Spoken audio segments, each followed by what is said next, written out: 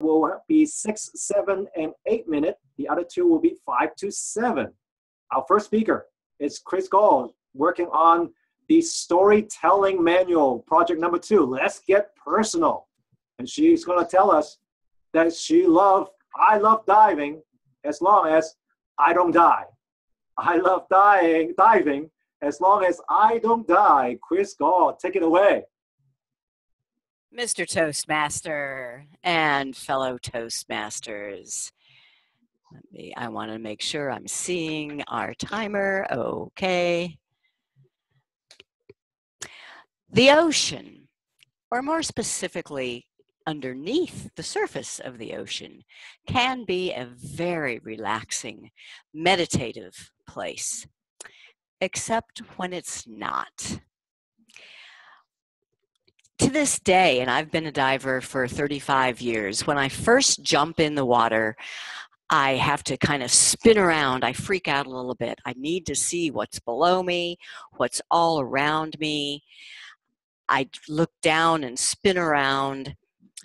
Even before taking my first breath out of the regulator that's in my mouth, assuming I don't see anything of danger, and I never have, I start to breathe, I relax, I meditate.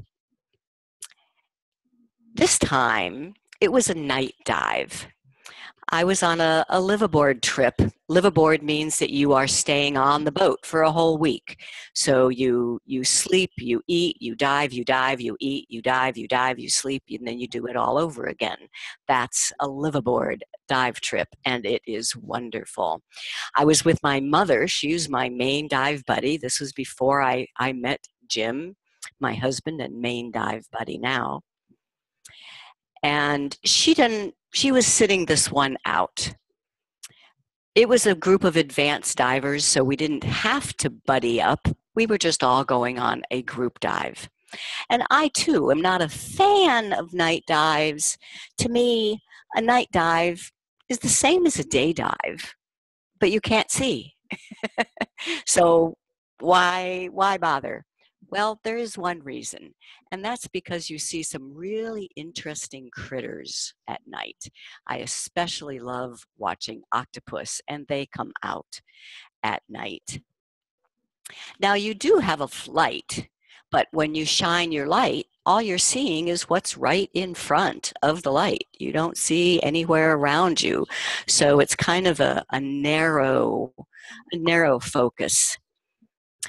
We were anchored, the boat was anchored at the same place where we had done a day dive. So we should be able to recognize everything, right? See that coral head over there? That's the same, I remember that. Well, no, maybe it was that coral head. No, everything really does look different at night. The good thing about night, though, is that you can see where everybody else is because they all have lights.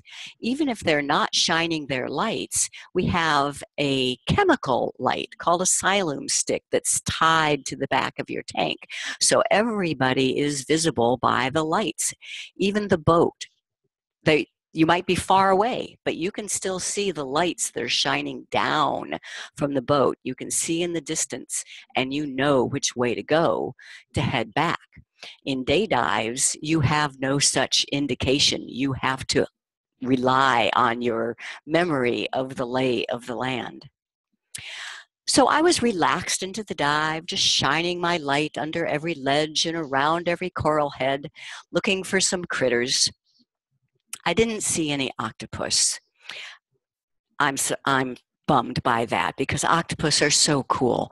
They could look so big when they spread their tentacles, and then they can collapse into nothing and disappear into the tiniest crevice. They're just so cool. But I did see some basket stars. A basket star just looks like a tumbleweed. It is really a weed, and with just all these interconnecting branches. But at night, you realize that it's an animal.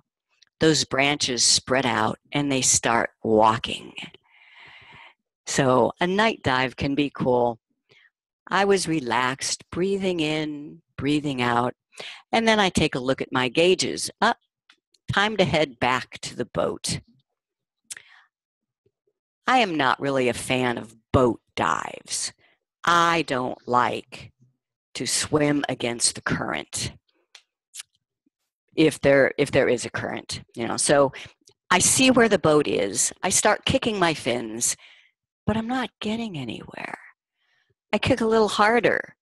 I'm still not getting much of anywhere. A current has popped up during the dive while we were under.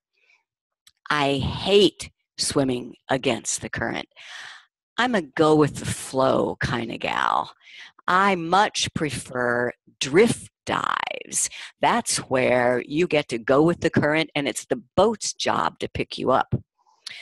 But this boat, this night, was anchored. It's my job to get back to that boat. I didn't have any choice. I had to do it. The current said, I'm going to fight you. I was rested and had plenty of energy. I figured I could do it. I just had to kick harder. I started breathing heavier. I hope I have enough air. I'm usually pretty good on air, but when you start kicking hard and you start maybe panicking a little bit, you just start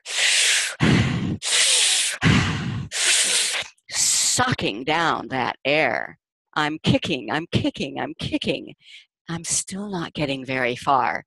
The current is like silken ropes that are just pulling me back, not in the way I need to go. What if I can't do it?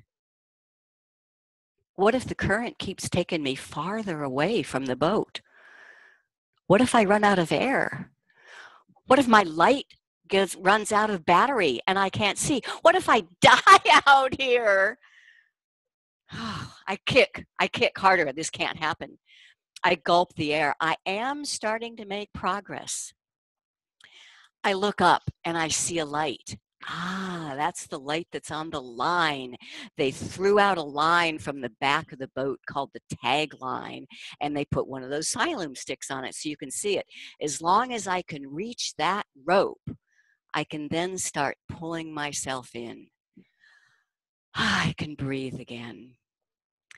I make it back to the boat. I latch on to the rails of the ladder. I take off my fins and hand them up to the dive master, climbing up to the deck of the boat and sit down. And there's my mom with a big smile on her face, a warm towel, fresh and fluffy out of the dryer in one hand, and a glass of wine in the other. Life is good. Mr. Toastmaster.